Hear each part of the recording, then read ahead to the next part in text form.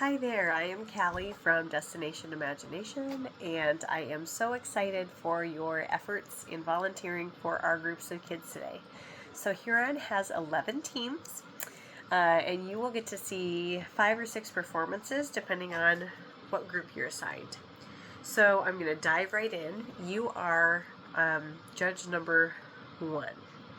So you will get a score sheet like this. So you also have materials that look like this that I emailed you that have the full challenge. That's what all the students work on for their specific challenge. They get the same documents. Any kid from around the globe working with Destination Imagination gets those same basic guidelines, and then they take their creativity and ingenuity and do their best as a team to solve the challenge.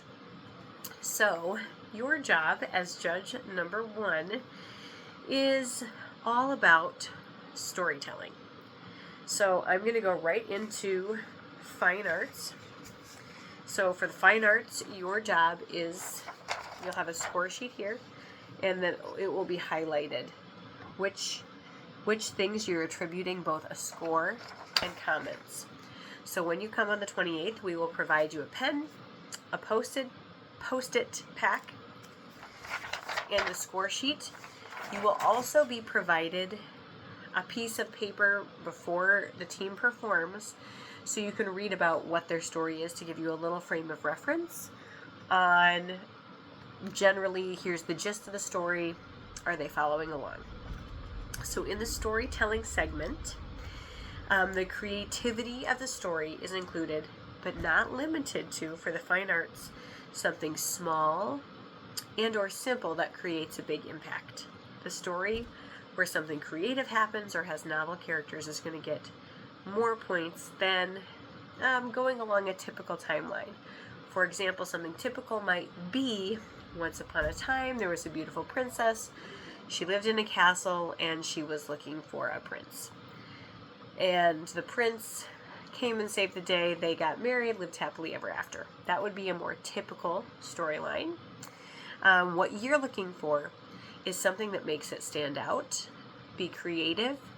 It takes a little bit more mental work for the kids to come up with a unique storyline, maybe one that they haven't heard of before, while still containing a bit of a flow. So you as an audience member are still able to follow along with what they're trying to achieve. So, and are they doing it effectively? So does it have a beginning, a middle, and an end? And can you identify what the beginning and middle and end are in the presentation? Is it easy to understand? So you would attribute a score to both the creativity of the story and clear and effective storytelling, which is very subjective. It is not, it doesn't have to be, it can be your number. It's not a standard number.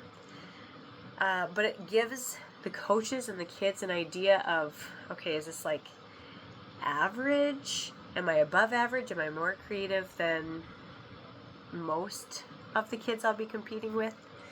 It gives us an idea of where to start. Of, no, that's pretty good.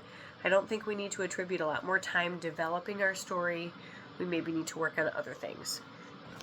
And then this is where you get to write actual feedback for the team to read to the team members, for the coach to read to team members. Something that's encouraging, something that you really, really liked, something that you noticed, anything that really builds them up is helpful. And then they have these as references of like, oh my gosh, this is one of our wins. This is celebrating something that we've worked really hard on and done really well with. So this is for your individual comments. You will have a sheet for each team. You'll just write the score next to it and any other notes that you have. So secondarily, you'll also be judging the Improv challenge. So on that one, for Judge 1, you're judging the creativity of the skit. So does it follow an unusual storyline or story path? And then again, is it easy to follow? Is there a beginning, a middle, and an end? And Improv, I think, is unique because so many factors change from practice to practice. So is the team able to have continuity from the first portion to the second portion to have it make sense, and you as an audience member able to follow along?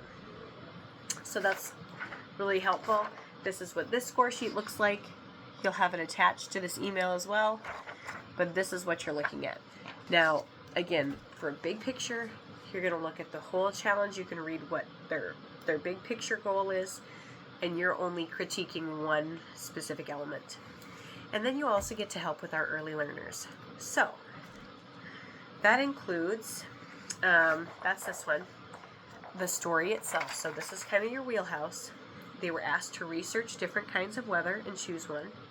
Then create and present a story about at least one character who's learning about that kind of weather that the team researched for the first time. So, and they should also do a special activity primarily done during that kind of weather. So are those hallmarks happening? Are you noticing that that's happened in the story? This is also our youngest group. So coming up with preschoolers, kindergartners, coming up with a story is difficult. That's not something that they have had a lot of practice in, but a skill that they have all worked very, very hard to develop. You know, at that age, trying to just identify a story and listen is a wonderful skill, let alone coming up with their own creative elements and creative story. So that is what you're tasked with. If you have questions for me between now and then, please feel free to reach out. This gives really good feedback, so they don't head to their competition until the middle of March. So there's still a couple weeks, a few practices to refine and redefine if there are things missing, and that has been wonderfully instrumental for our kids to help feel like, okay, they emotionally can handle the competition and that they're able to present their very best to the judges and to their peers, to represent Huron very well, and certainly to represent themselves and their ideas. So thank you for signing on, and I will see you on the 28th. Bye.